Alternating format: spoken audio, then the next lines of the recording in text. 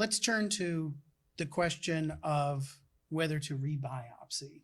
And I would say that at this point in November of 2019, there isn't a clear standard of care indication to repeat a biopsy in someone who's progressing on Tagrisso.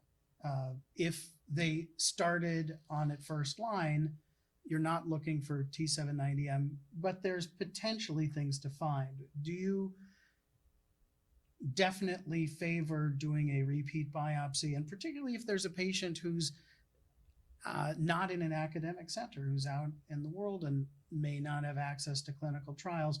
What is the role of a repeat biopsy, and what is the yield of that for progressing disease? Great question. Obviously, we're going to be looking at it from the standpoint of academics, where we might be able to do something differently based on that information because we might have a clinical trial. So, of course, we encourage it.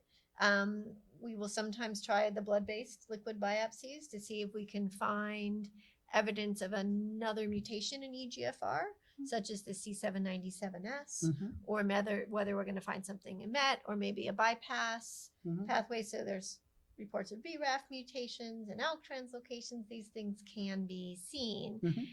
So we'll be tempted to do that. Is it absolutely the standard of care, especially in the community? No, because for most patients, the next step will be chemotherapy. But when we have trials, we think about it. And again, it gets back to that idea of, well, having more information is usually good. But if it is a risk to the patient to do the biopsy, or if it's a risk financially, then you have to really think about that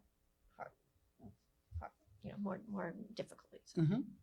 I absolutely agree with all of those points, and particularly, in rebiopsying, I have certainly found things that are targetable that in an off-label way outside of clinical trial. I have also combined Tagrisso osimertinib with other drugs. I would also add that one of the mechanisms of resistance against Tagrisso osimertinib is transformation of non-small cell to small cell.